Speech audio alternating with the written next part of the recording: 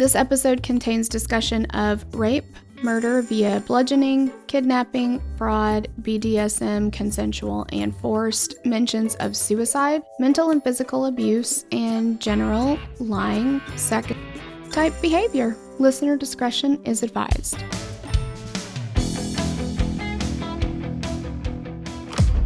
John Edward Robinson is a conman, grifter, embezzler, kidnapper, and murderer. For decades, Robinson ran schemes or flat out stole from his employers for monetary gain, but eventually escalated to murder. He would use classified ads to attract victims, but once the internet became commonplace in American homes, Robinson used it to find victims. Because of this, the media often refers to Robinson as the internet's first serial killer.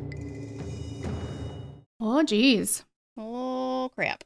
So this is a part 2. You may have already noticed that. If you've not listened to part 1 or watched it, probably best if you do that, because in that one we do discuss the victims in like chronological order. We're going to go into what happened in those situations here, but we also went over his like early crimes and just all kinds of stuff. So probably better to start there if we were to make a suggestion. Right. And you know, John Robinson is just known for fraud, theft, embezzlement from individuals, but also businesses. I mean, he really was an equal opportunity. Just a bag. Yeah. One thing that there was not a lot of, though, is jail time. There was all kinds of probation, extended probation, more probation. Hey, have we thought about probation? Let's add some probation. Super duper extended probation. Yeah, incredible. Now, in today's episode, we're diving into everything else. So, in the summer of 1982, John Robinson had started a new consulting business, Equiplus. He's real creative with all his like names too. There's like Equa, whatever, Equiplus, Equa2. Yeah. Okay, now, don't let this shock you to your core. I know this is going to be hard information to take in, but it was not a real consulting business. It was literally just to commit fraud and steal people's money. Oh. I know you're shocked. Yeah. And I don't mean to scare you, really. But during the summer, while trying to solicit his neighbors for money for this business, Robinson also constantly propositioned his neighbors' wives for sex. Now, I understand what his goal was there, because clearly, but did he think that their wives weren't going to be like, hey, guess what? Guess what John's doing? Tell him to quit that. Uh-huh. Like you might have one person maybe not want to make a big deal of it, you know, just because of like how we're kind of told to not make big deals out of stuff and like all that kind of stuff. But if you're going to go around to all of your neighbors' wives, one of them is going to tell their husband. Or be like, I don't feel comfortable around John anymore, so I'm not going. Exactly. And of course, this boiled over when one of his neighbors got pissed and attacked him. And so they had this like knockdown, drag out fight in their front yards. And of course that's going to happen. And again, John Robinson is not like, oh, wow, I've just really got to like lock it up. Like, I've now ruined my relationship with every single one of my neighbors. And this has got to be awkward at this point. Yeah, because these guys are still going to see you like when you're out in your front yard mowing your grass or checking the mail or like whatever. Like, it's awkward, man. Sometime in the fall of 1982, Robinson started working with Irv Blatter, who knew about some of the scams that Robinson had pulled. So together, they started a sister company to Equiplus and named it Equa2. Where's the That's what I don't...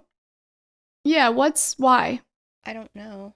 Like, I know that the Texas Equisearch comes from, like, the equine because he has horses and stuff. But, yeah, I don't know what his big deal with equi is. I don't know. So, Blatter introduced Robinson to a woman who was looking into getting a divorce. So, Robinson posed as an attorney, promising to get her a divorce. And as payment, he only asked for $200 and her car. No biggie. Just, I'm gonna need your car. So she gives both to him and then never hears from them again. Good grief. She may still be married. I don't know. Right. In episode 1, we mentioned Paula Godfrey. So Paula was 19 and wanted to begin a career in business. Oh, wait. And she was... Sorry, this just came to me. Equity? Equa? Oh, maybe. If it's like business consultant. Yeah, I don't know. I don't know. I'm so not good with big fancy schmancy business terms. If I was to create my own, it would be called conglomerate, and then the next one would be conglomerate too. Exactly. Yeah. That is your favorite word, so I do love it. Yeah. It's a good word. Sorry, I just maybe equity. I don't know. Yeah, that may be what it is.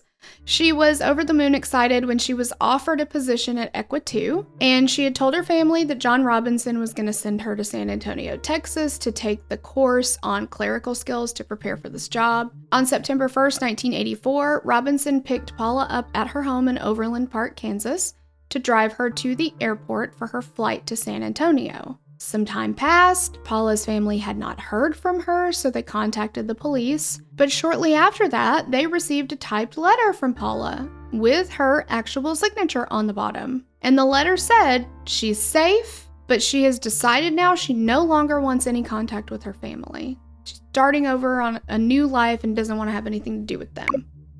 With that information and being unable to find any evidence of wrongdoing, the investigation into her disappearance was concluded with the belief that Paula left of her own free will. And of course that does happen, but it is strange that she's like, I'm just going out of town for a training thing and I will be back. And then life will resume as normal. Yeah, and then it's like she goes to San Antonio and then she sends them a letter and says, actually, never mind, I just don't want to have anything to do with you guys anymore at all. Now, I will say this, though.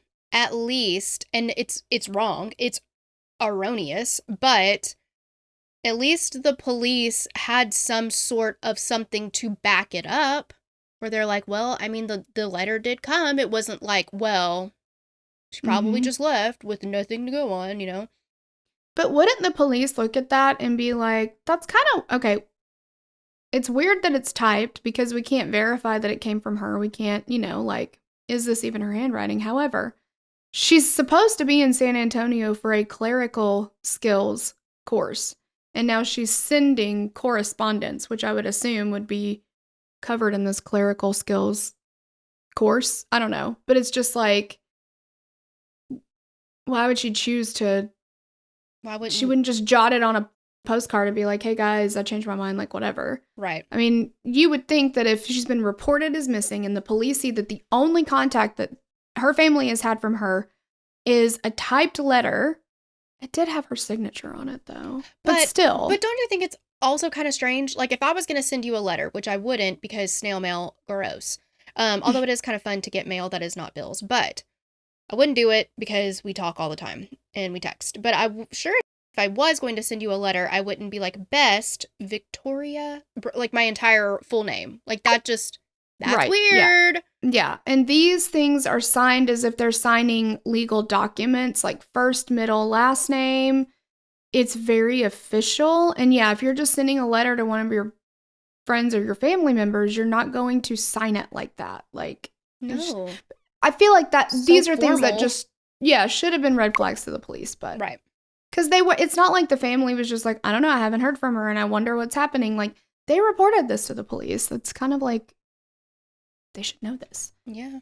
In 1985, Robinson used the alias John Osborne and met 19-year-old Lisa Stasi through Hope House, a shelter for women experiencing homelessness in Kansas. Lisa had an infant daughter, Tiffany, and he claimed to be a member of the Kansas City Outreach Program. So Robinson told Lisa that the program was for young single mothers. Through the program, she would be trained in Texas to operate a silkscreen printer. This is so very specific.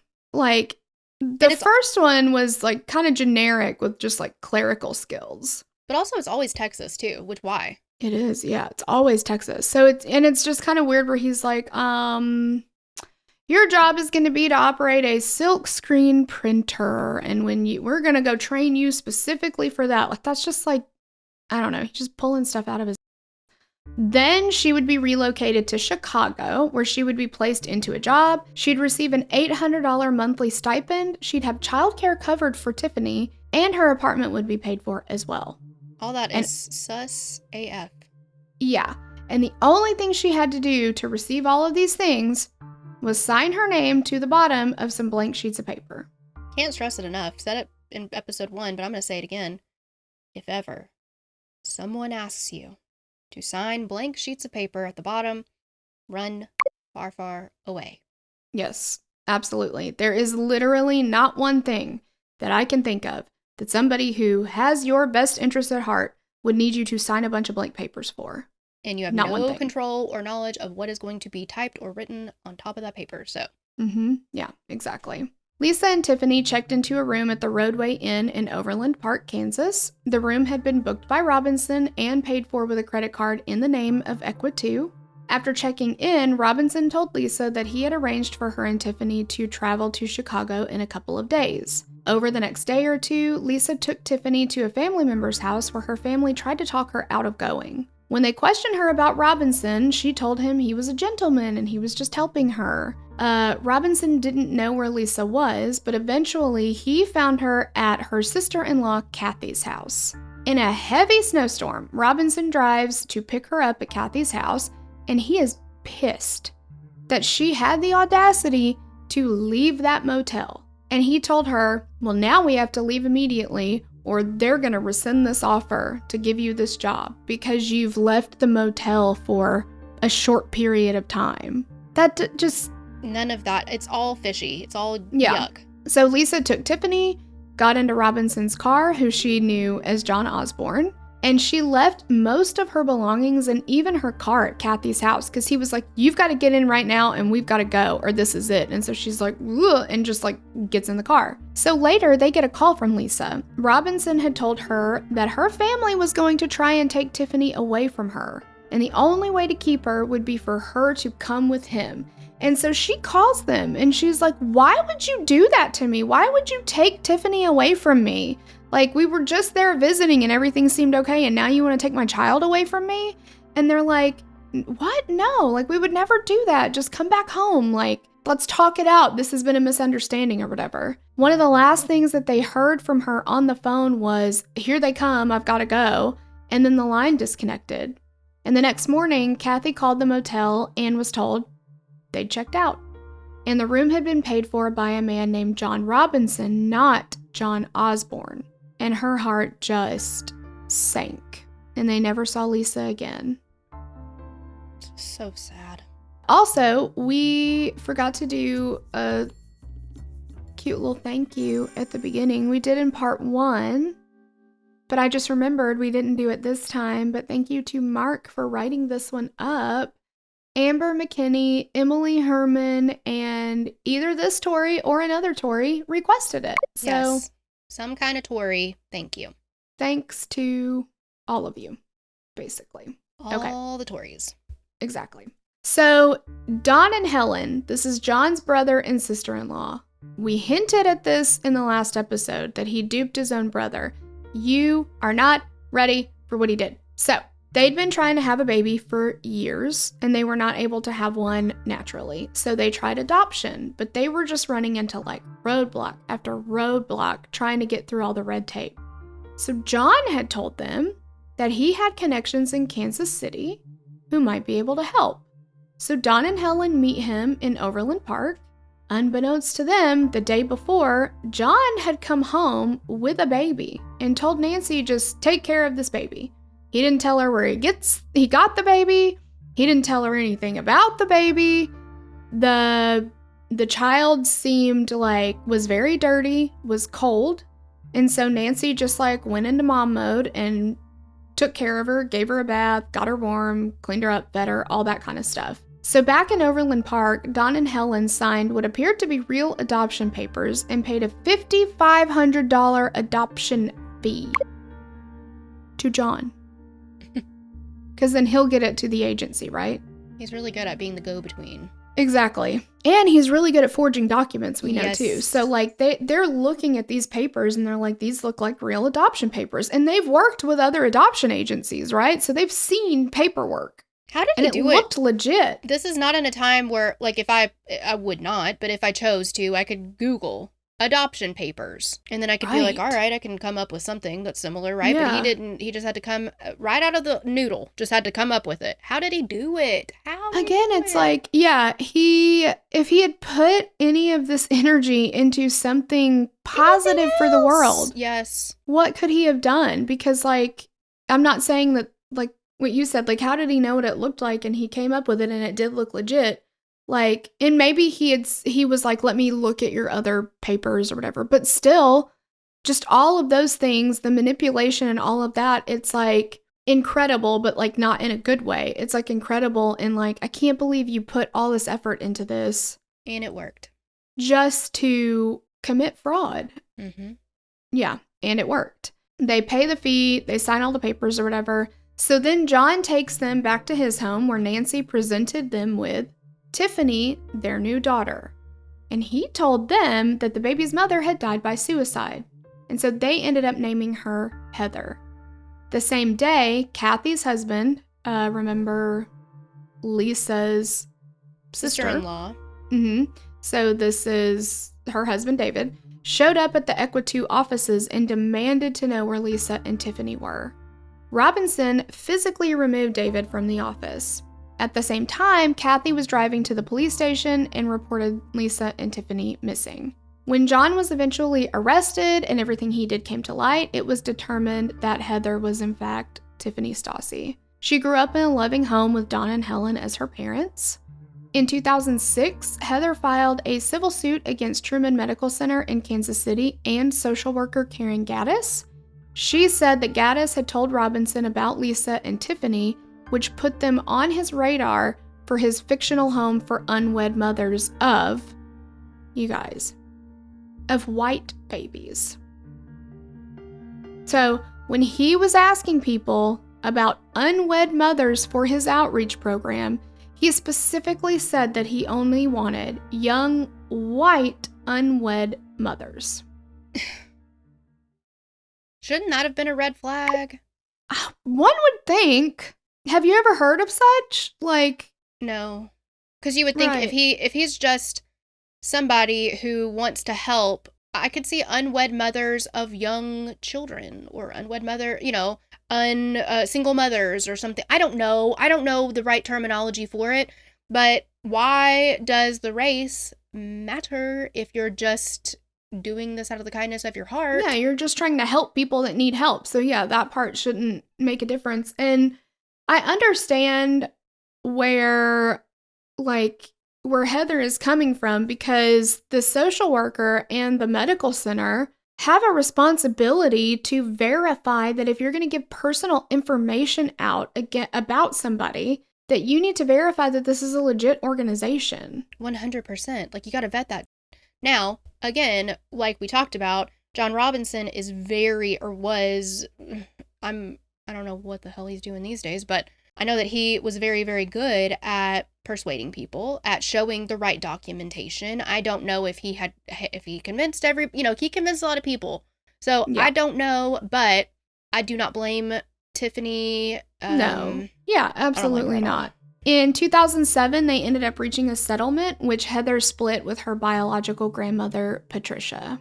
Catherine Clampett applied for a job at Equatu in 1987. She was born in Korea and was adopted by an American couple and grew up in Texas. She had a child whom she left with her family in Wichita Falls while she went to visit family in Kansas to try to find a job there. After applying at Equatu, she talked with John Robinson, and John Robinson promised Catherine that she would get all this extensive training, and then once she started working, she'd just be traveling the world for their management consulting firm. And he also promised her a brand new wardrobe, because you gotta look the part, right? Robinson put Catherine up in several different hotels near the Equatu offices. In June of 1987, Catherine left to have a meeting with Robinson and was never seen again. Her missing persons case remains open to this day. It's also just so interesting to me that, he's giving most of them his real name. He told Lisa Stasi John Osborne, or he's using his real initials or whatever. Right. Like if you're looking for a job and you're trying to find your new career path and like all this stuff, and you land a job, you're likely going to tell people about that, right? Yeah. All of these women are telling their families, I got hired at this place. It's called Equa 2. I'm going to have all this training. My boss's name is John Robinson. Like, again, he's emboldened by how many times he's just never gotten in trouble. Exactly. Like, how have we not put together that in all these missing persons reports, and I get different, jurisdictions and all that kind of stuff, whatever, it's just frustrating because it's like, he is the common denominator. Oh, absolutely. The last person they're seen with is John Robinson every time. Right. Later in 1987, some of Robinson's fraud, embezzlement, and probation violations finally caught up with him, and he was sentenced to 4 years in prison at the Kansas Hutchinson Correctional Facility. During this time, his father passed away, and then Robinson himself suffered a series of strokes. The strokes left permanent neurological damage, and the right side of his face was then partially paralyzed, and it looked, I've heard the term, slack on that side, which is not, doing what it's supposed to do. After serving time in Kansas, he was transferred to 2 prisons in Missouri for violating probation and an old fraud charge. There's no shortage of those. While at Western Missouri Correctional Facility, he became friends with the prison librarian, Beverly Bonner. So technically, like we mentioned in episode 1, Bonner and Robinson already knew each other. They had worked together very briefly a few decades before this. Beverly was married when she worked in the prison to William Bonner. This is Dr. William Bonner, the prison doctor. While he was incarcerated, Robinson and Bonner got closer and closer, and they eventually started an affair. When he was released in January of 1994, Dr. Bonner found out about this affair, and then he and Beverly divorced. So Beverly moved to Kansas to work with Robinson at another company he had started. Equa Dr. Bonner, 17, I'm sure. Exactly, yeah. Dr. Bonner would occasionally receive typed letters from Beverly with her signature at the bottom. In the letters, she would, say that she's traveling all over the world for work and things are going great and all this kind of stuff. But when her son unexpectedly passed away, Dr. Bonner was shocked that Beverly did not show up. But, he's like, well, she's traveling a lot, maybe she wasn't able to come back on short notice or something like that. But still, it was very unlike her. Yeah, absolutely. To not show up for something that big. Right. And Beverly was getting alimony checks from her ex-husband, which were sent to her mother, and then her mother would forward them on to her. But not long after she started working with Robinson, her mother was sent a new P.O. box address to forward everything to, and of course the checks are continuing to be cashed. Ugh. After his release from prison, Robinson discovered the wild world, wonderful world of the early internet days. He learned about chat rooms and very quickly found a home in different BDSM communities. And I don't know when the first chat room started, but I remember when we found out about chat rooms, and that was very exciting stuff. So it super changed exciting everything about the internet. And we would just get into, I don't even know what kind of, Leonardo DiCaprio chat rooms, and God, what else? It very well, we thought they were harmless. Who the hell knows who we were talking to? Exactly. Yeah.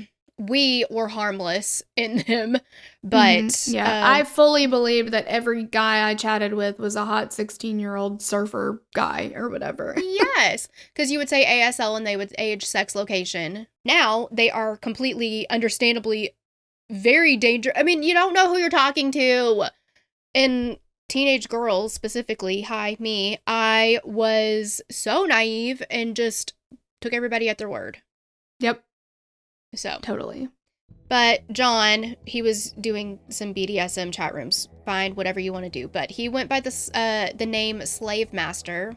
Blech. And looked for women who were interested in being a submissive partner during sex. So one of the first people he met online was 45-year-old Sheila Faith. And we mentioned her earlier in last episode that Sheila had a 15-year-old daughter, Debbie, who had spina bifida. Sheila and Robinson started an online relationship during which he told her, I'm a wealthy businessman. I am a philanthropist. I wanted to say, God, what did they call it in The House Bunny? What's a filler canopy? I know what they called it in It's Always Sunny. Mm. But anyway, so that's, he's really painting himself to be like this amazing stand-up guy. So Robinson offered to pay all of Debbie's medical care and give Sheila a job if she just relocated to be with him in Kansas City. Sheila and Debbie moved from Fullerton, California to Kansas City, and this is in 1994. She had all of her pension checks and any disability assistant checks moved and forwarded, and they continued to be cashed for several years, even though Sheila and Debbie disappeared almost immediately after they got to Kansas City. Sheila's brother had received many typed letters from Sheila and became suspicious. He reached out to the Social Security Administration to look up where the checks were being cashed, but they said that they were unable to divulge any information to him due to privacy laws. In the fall of 1994, the SSA received a letter forged from Dr. William Bonner that said that Debbie was now completely disabled, and then that made her disability checks go up. I mean, now, like, nobody is safe. No. He has an affair with Dr. Bonner's wife and then is like, I need to forge a letter from a doctor, so he brings him right back into the, like, golly. Mm-hmm. So money, oh my God, the greed. When Isabella Luika, who was 15, she and her family immigrated to the U.S. and settled in Indiana. We talked about this, talked about everybody briefly in the first episode, but we're going to get more into it. So when she was 19, she was attending Purdue University and started an online BDSM relationship with Robinson. Within 9 months of the initial contact, Isabella moved away from the family home in Indiana to be near Robinson in Kansas City, where she offered herself as a permanent sex slave. She, in fact, signed a 100-plus page slave contract with Robinson. How long does it take to write a 100-page contract? What would you even put in it? Like, that's a lot. I know, that's pretty intense. Like, yes. How does he have so much time, too? Like, I don't. I mean, I guess he's not actually working ever, so. But he's also got a full-on family. 2 kids and a wife. Like, I don't. So during their time together, Isabella would proudly tell people that Robinson was her husband, and he would tell people that, hey, that's my cousin. That just reminds me of He's Just Not That Into You, that movie where she's like, I refer to the guys I go on dates with, to random people like my dental hygienist, like my husband, and, whatever. And it's like they're introducing you as like, this is my friend. Yeah. Is an acquaintance. And she's like, and there's my husband. Mm-hmm. But the thing is, I mean, Isabella had reason to call him her husband because she and Robinson had acquired and filled out all of the paperwork necessary to get married. And she thought that John had turned it in and that they were married. Mm-hmm. And Isabella had even enrolled at a local college as Isabella Luika Robinson. But Robinson had not actually turned in the marriage certificate. Mm. Isabella often visited Robert Meyer's bookstore in Overland Park, and she had gone to the store on many occasions previously and would be considered a regular there. She and Robert would chat about the books she was purchasing, and in July of 1999, Isabella made one of her visits to the bookstore, but this time she was accompanied by Robinson, who she introduced as her husband, and John purchased some of the books for her. The pair were about to leave when Isabella mentioned to Robert that she was moving away.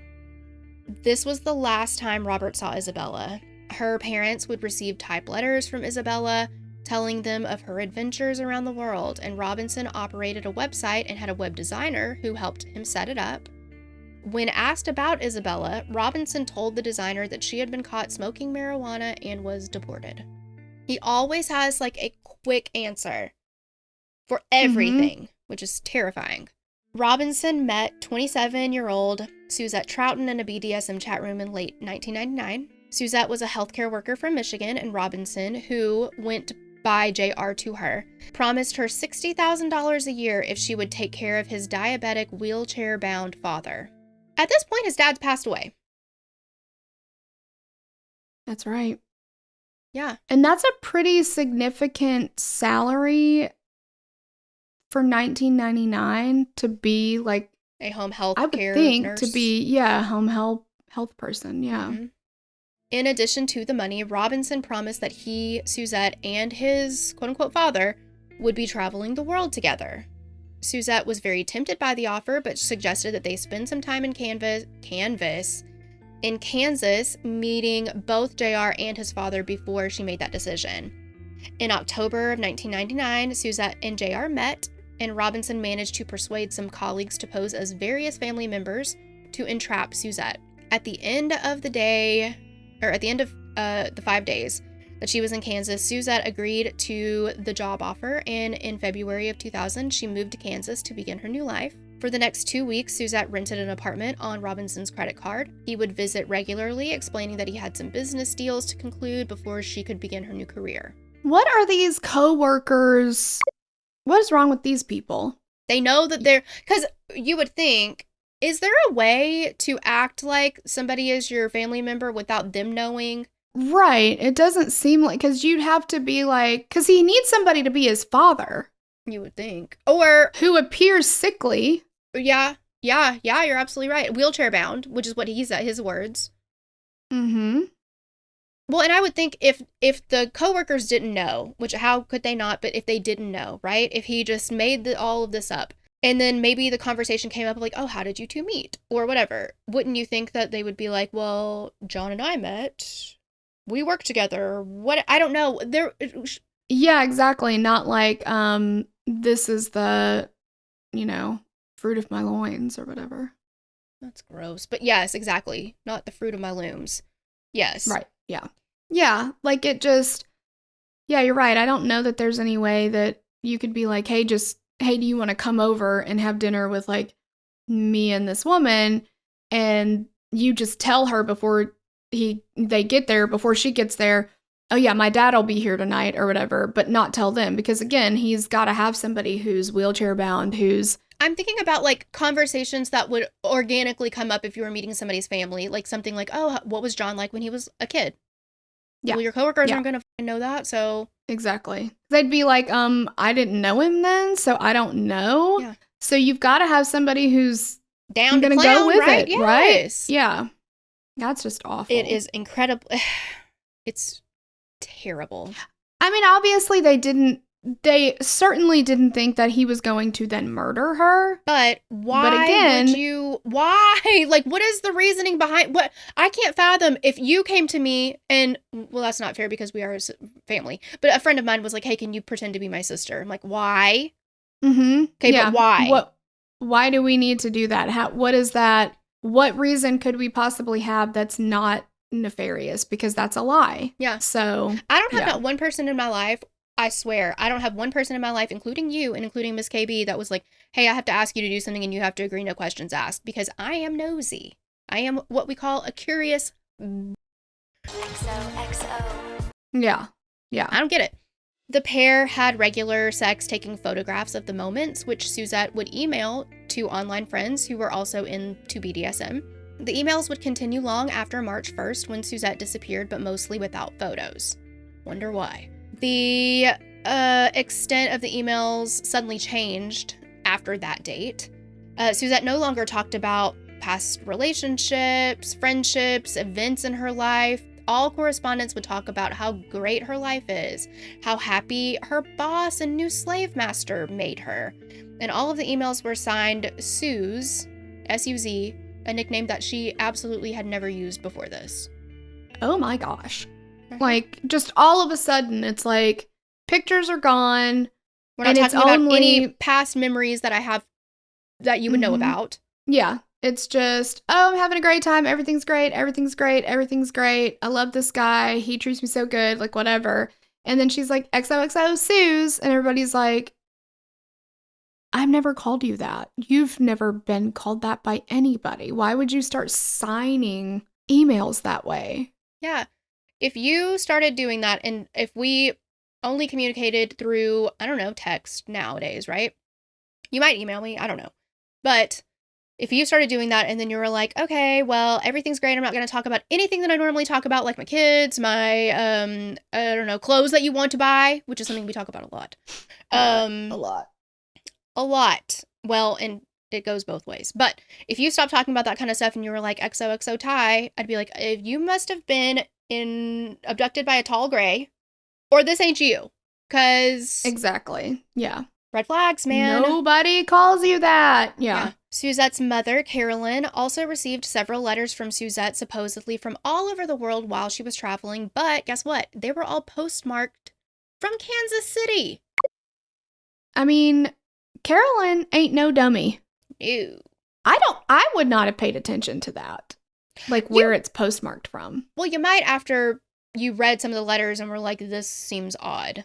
Yeah, that's true. I guess that's true. But yeah, she ain't playing around. She's like, this isn't adding up. You might do some Harriet the Spy-in after you were like, this does not sound like that's true. So-and-so. But another thing about the letters, they were written with mistake-free spelling and grammar, and that's something that Suzette was not known for. Carolyn said that her daughter was a terrible speller, and she would never type a note to friends or family. It would be handwritten. I mean, that would be like getting letters from my husband and him spelling words correctly and me being able to understand what words he's trying to say. And not spelled phonetically, if that. I don't even know if that's even. Yeah. Right. Like, yeah. I would be like, who's got you? That's exactly. Not, you don't know how to spell this word. Right. You know, obviously, your mother, your husband, your spouse, whoever, you're going to know them well enough to be like, that does not sound like the whoever that I know. After not hearing from her daughter for a while, Carolyn called the phone numbers that Suzette had given her, something that Robinson didn't know that Suzette had done. Mm-hmm. Carolyn was shocked when Robinson answered one phone call, because in all the letters that she had received from her daughter, she and John were supposed to be traveling together. How is he just right there available in town? Right. When she talked to him, he told her, don't worry, I'm not traveling with her right now. The thing is, Suzette actually stole a bunch of money from me, and she left with one of my friends. So that's what happened there. I was traveling with her, but after she did me wrong, now I'm not. That's why I'm here to answer this phone call. I am a stand-up guy. I'm a law-abiding citizen. I don't steal money, but guess what? Your daughter did. Yep. Nerve of this guy. So after that, Carolyn called the police and filed a missing persons report, and good on Carolyn for trusting her gut. Absolutely. So, unbeknownst to John Robinson, he was the center of an investigation that would end with him being arrested in June of 2000. Over the years, he'd become more and more comfortable, which led him to being more and more careless, like we discussed. He had the attention of investigators in Kansas and Missouri, and his name was constantly showing up in missing persons cases.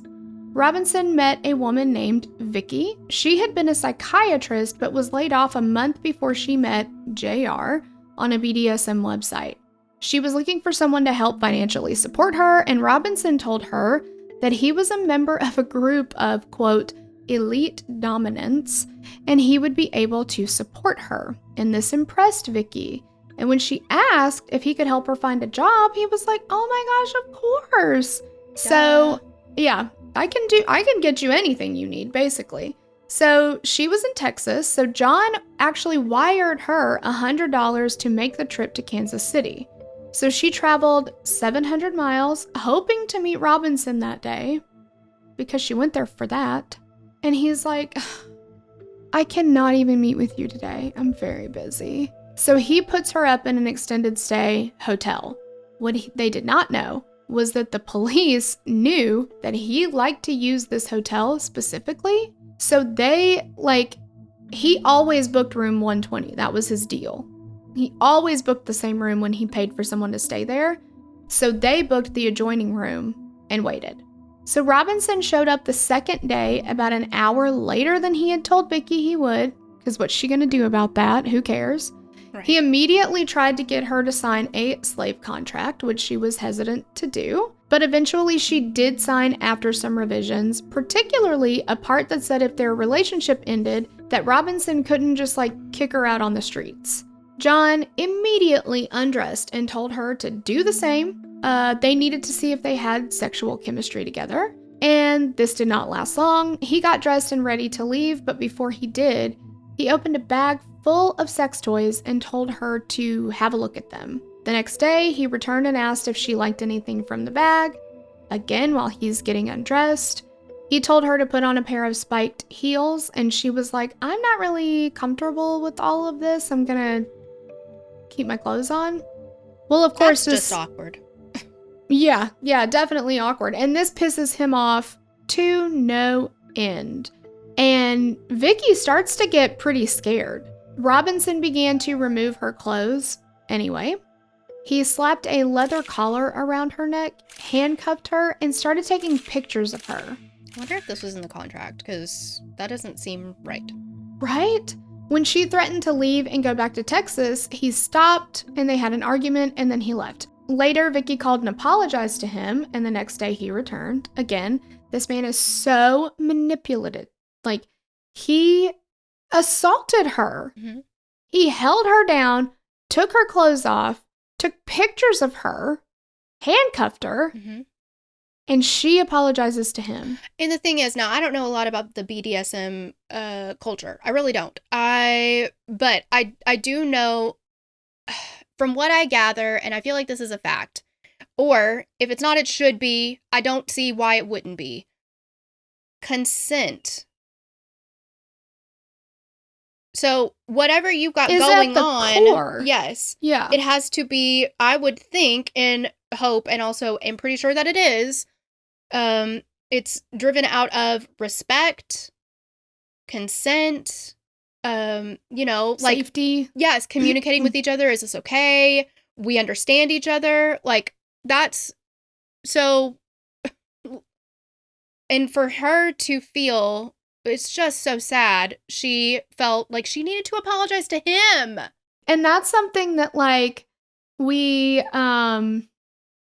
did we ever cover the House of Hammer documentary? I forget now if we did that. We didn't. did. We both watched it though, right? Oh, yes, we did. Armie Hammer was very big on the BDSM stuff too. Bondage, but he specifically, right? Yes, but he took advantage of women who did not necessarily, like, they weren't already familiar with it like he was.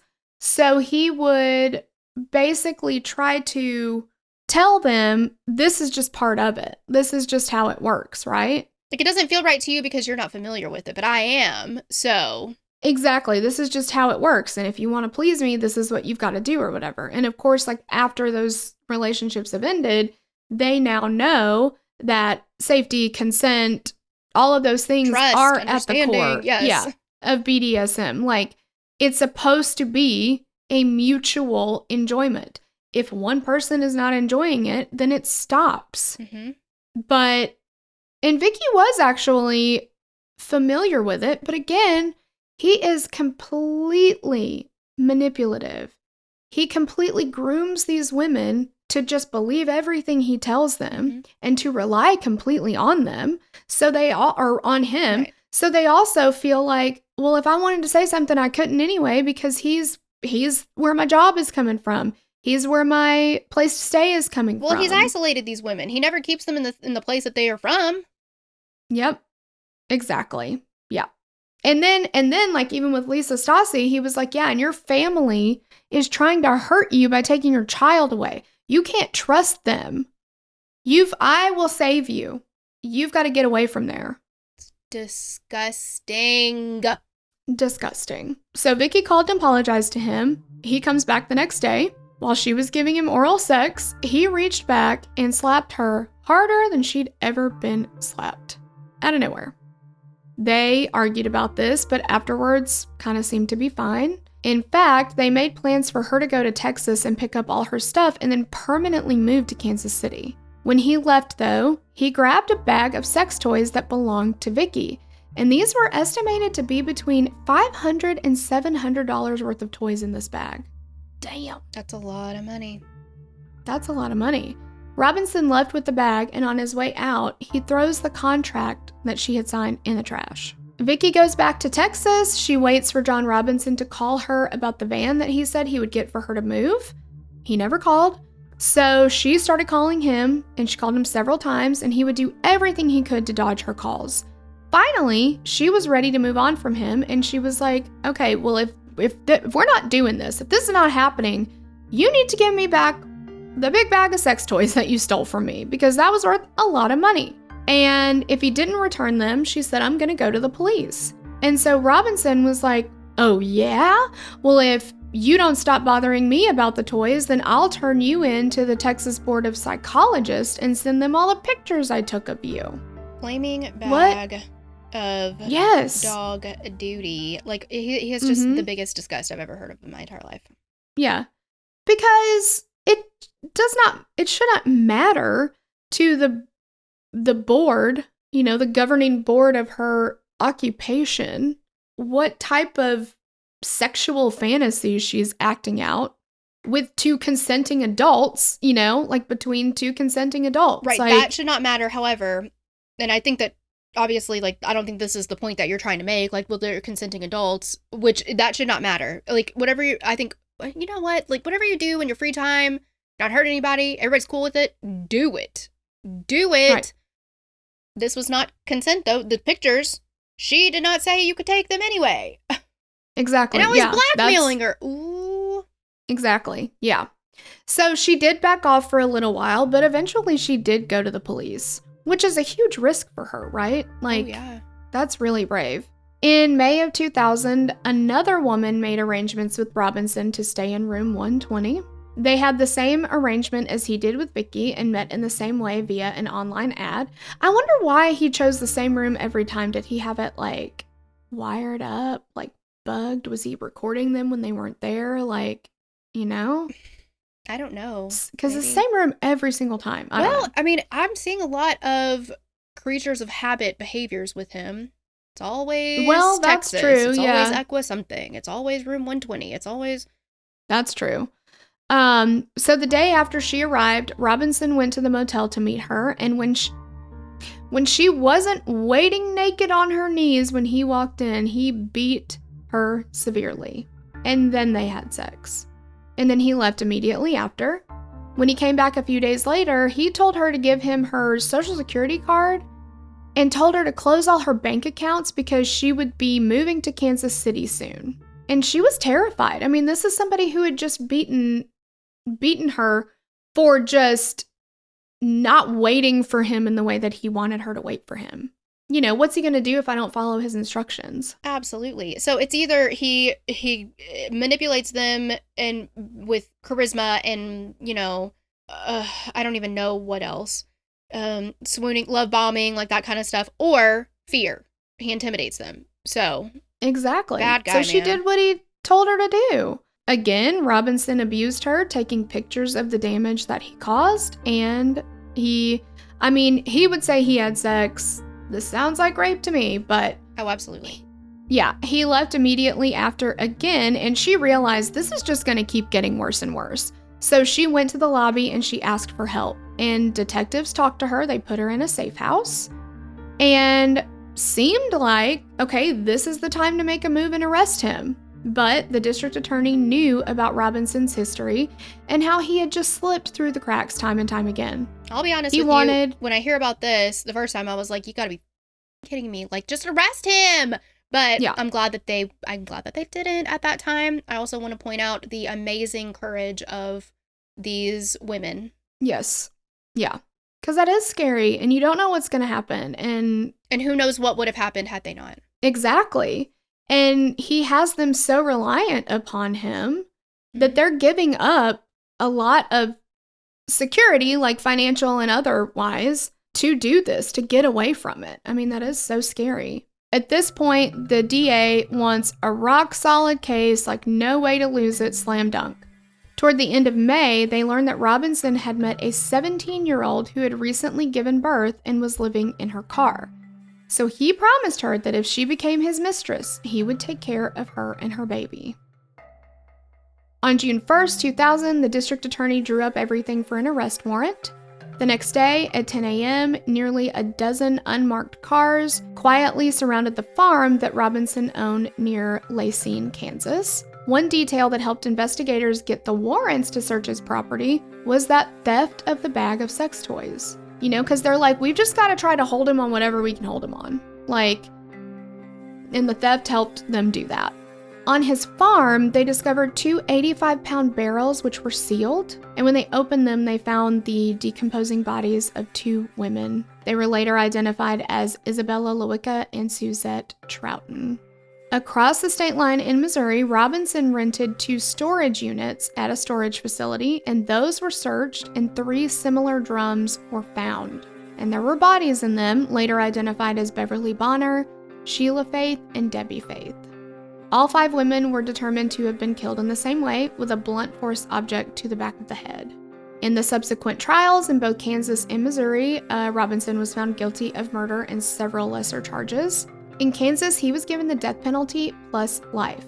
The life sentence came in Lisa Stasi's case because she was killed before the state had reinstated the death penalty. After his Kansas convictions, Robinson faced murder charges in Missouri based on the evidence discovered in that state. Missouri aggressively pursued capital punishment convictions, so Robinson's attorneys were like, we've got to avoid a trial here. The Missouri prosecutor insisted as a condition of any plea bargain that Robinson would lead the authorities to the bodies of Stasi, Godfrey, and Clampett. Robinson, who has literally never cooperated with an investigator, completely refused. However, the DA was facing some pressure to make a deal because his case technically wasn't airtight. This was not a slam dunk necessarily. Among other issues, there was no unequivocal evidence that any of the murders had been committed within his jurisdiction, which is such like a red tape thing to be like, well, he might get away with it because technically this isn't my jurisdiction. I don't know, you know. Robinson, on the other hand, was feeling pressure to plead guilty to avoid an almost certain death sentence in Missouri.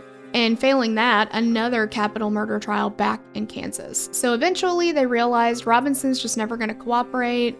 We're not going to find these women's bodies because of his help. So a compromise was reached. Robinson acknowledged that they had enough evidence to prosecute him for capital murder, which was an admission of guilt. His statement lacked any type of remorse or accountability, of course. He received a life sentence for each murder he was charged with in Missouri. In November of 2015, the Kansas Supreme Court vacated the convictions for Suzette Trouten and Lisa Stasi because, quote, prosecutors at the time improperly used the murders of the same 4 previous victims to support each capital murder charge. The court found that in showing that Robinson killed more than one person as part of the same common scheme, Johnson County prosecutors used the same killings to support each of the capital murder charges. So that created a situation where Robinson was, technically unconstitutionally tried twice for the same crime, Can't which roll the court, my eyes hard I know, enough, which the court explained in a 415-page decision. Whoa. They did uphold the conviction for Isabella Luika and the accompanying death sentence. In 2005, Nancy Robinson filed for divorce, citing incompatibility and irreconcilable differences, which I suppose being a serial killer isn't an irreconcilable difference. I just wonder, I'm sure it has something to do with, or allegedly had something to do with his manipulation of her. But yeah, it took quite a while for Nancy to be like, I know, thank you. Mm-hmm. And maybe he was telling her through this whole thing, they don't have anything on me, they've got the wrong guy, I'm being framed. Oh, I'm sure. I don't know. Yeah, exactly. He probably drew up his own evidence. Yeah, exactly. Exhibit There's a letter A. from the killer. Yes. Yeah, exactly. Oh, gosh.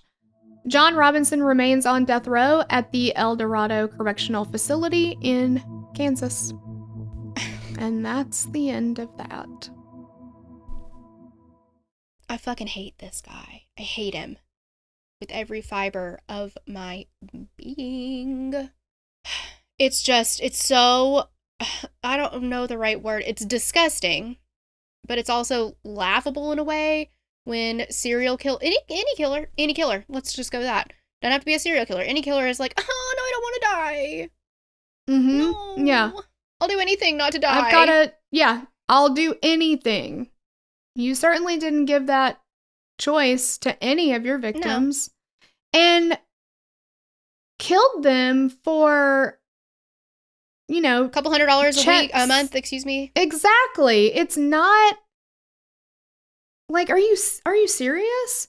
And then killing Lisa to take her baby to get a $5,500 check. He sold a human being. Like, oh my gosh. To his brother. And you know what? To anyone. Awful. God awful. You should never. That, of course, should not happen. But I have a hard time believing that his brother, like Don, after that is like, well, we can get past this.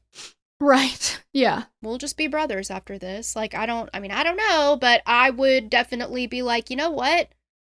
Fuck you, and you're dead to me. Forever. You're totally dead to me. Like, this is my child that I believed I adopted through an actual agency the proper channels. Yeah. I trusted you. Like, I have now, unbeknownst to me, engaged in human trafficking. Yeah. How could you do that? Mm-hmm. How could you do that to the child? How could you do that to your brother? Like, but clearly John Robinson is very much from Zoolander. Like, it doesn't matter who you step on or leave dead and bloodied along the way. Like, that's John Robinson. Yeah, 100%. Exactly. He just has there's no moral compass given. there. Yeah. At all. And obviously if you did that to anybody, it would be wrong. But just like that added layer of like, dude, that's your brother. Yeah. Like, I don't care if he stole your lunchbox when y'all were 12. Like, that, like, he's such a disgust. I don't have any, like, bags of trashes. It's just. Dirty, brown, water trash. Absolutely. Yeah. But, guys, that's it. That's the case. That's the case. So let us know what you think. And, we'll catch you on the next episode. Yes, we will. We love you. Bye. Love you. Bye.